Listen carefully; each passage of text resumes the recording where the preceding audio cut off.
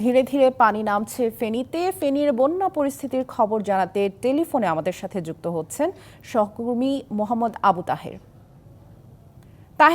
নিশ্চয় শুনতে পাচ্ছেন আমাকে? আমরা তো জানি ছাগলনাইয়া, পরশুরাম ও ফুলগাজীর অবস্থা খারাপ ছিল। এখন কি খবর আছে আপনার কাছে এবং দুর্গতরা পর্যাপ্ত ত্রাণ পাচ্ছেন কিনা জানাবেন।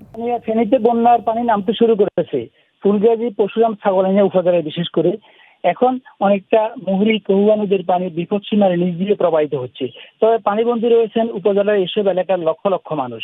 ফেনী পৌর শহরের 2-3টি সড়ক ও বাসাবাড়িতে পানি কমলেও এখনো অনেক সড়ক ও বিভিন্ন ভবনের নিচতলা পানিতে সরব। ইতিমধ্যে বন্যা পরিস্থিতির অবনতি হয়েছে ফেনী সদর, সোনাগাজী, দাগনভূঞা উপজেলায়।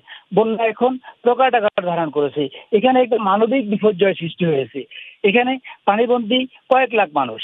বন্যার পানি কিছু কিছু জায়গায় নামতে শুরু করলেও দেখা যাচ্ছে সেখানে পানি নেমে যাওয়ার পর ফুটে উঠেছে ক্ষয়ক্ষতির চিত্র। মানুষ আক্রান্ত হচ্ছেন পানিবাহিত রোগী।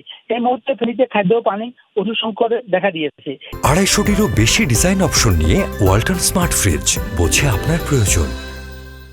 এইসব বিষয়ে জরুরিভাবে ব্যবস্থা না নিলে এখানে গুরুতর মানবিক বিপর্যয় সৃষ্টি হবে।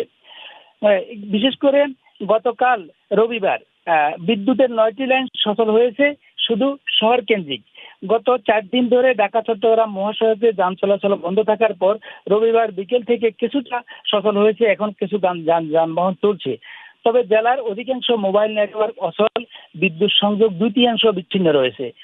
ফেনীতে বন্যা শুরু হওয়ার পর থেকে বা ফেনীবাসী যখন বন্যায় কবলিত হয় তখন সেনাবাহিনী, নৌবাহিনী, বিমান বাহিনী, বিজিবি, কোস্টগার্ড, ফায়ার সার্ভিস, বিভিন্ন স্থান থেকে আসা ডুবুরি দল সহ বেশ কয়েকটি স্বেচ্ছাসেবী টিম ফেনীর পরশুরাম, ছাগলনাইয়া, সোনাগাজী, দাগনভূঞা এলাকায় নৌকা কাজ তৎপরতা চলমান রেখেছে এবং ত্রাণ পর্যাপ্ত রয়েছে বলে জানা গেছে। কিন্তু দুর্গত বা দুর্গম এলাকায় ত্রাণ নিয়ে যাওয়া সম্ভব হচ্ছে না। বিশেষ করে কোথাও বোট যাচ্ছে না, আবার কোথাও একটু রাস্তা যখন বেশি আসছে তখন সেখান দিয়ে গাড়িও চলছে না।